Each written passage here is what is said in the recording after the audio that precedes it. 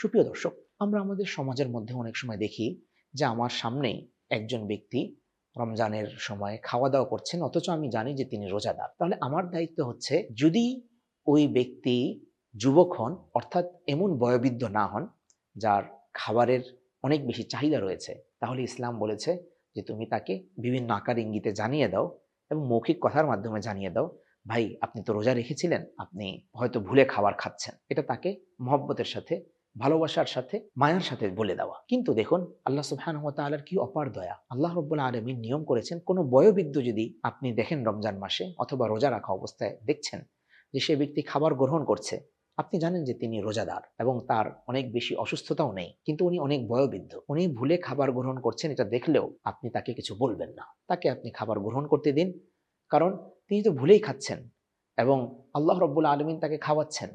আল্লাহ রাব্বুল আলামিন এই ক্ষেত্রে তার জন্য কোনো রকমের বিধিনিষেধ রাখেন নাই, যদি তিনি ভুলে খাবার গ্রহণ করেন। হ্যাঁ, কোনো ব্যক্তি যখন ভুলে গ্রহণ করছেন খাবার, ঠিক মাঝখানে ১-২ লুকমা নেওয়ার পরে অথবা ১ প্লেট খাওয়ার পরে অথবা ২ প্লেট খাওয়ার পরে যখনই তার মনে পড়ে যাবে, তৎক্ষণাৎ তিনি ব্রেক কষবেন। তৎক্ষণাৎ তিনি সেখানেই থেমে যাবেন।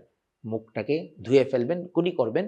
ভিতরের অনেক কিছুকে তিনি বের করার চেষ্টা করবেন না। আমরা আমাদের সমাজের মধ্যে এটাও দেখি যে ভুলে কোনো কিছু খেয়ে ফেলার পরে যদি তার মনে পড়ে যায় যে আমি ভুলে খেয়ে ফেলেছি, তখন তিনি ভেতরের জিনিসগুলোকে বমন করতে চান, এটাকে বের করে আনতে চান।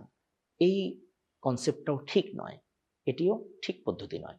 সঠিক পদ্ধতি হচ্ছে, আপনি শুধু মুখ ধুয়ে ফেলবেন, মুখে লাগা যে খাবারগুলো আছে সেগুলো পরিষ্কার করে ফেলুন এবং আপনার রোজাকে আপনি কন্টিনিউ করার চেষ্টা করুন।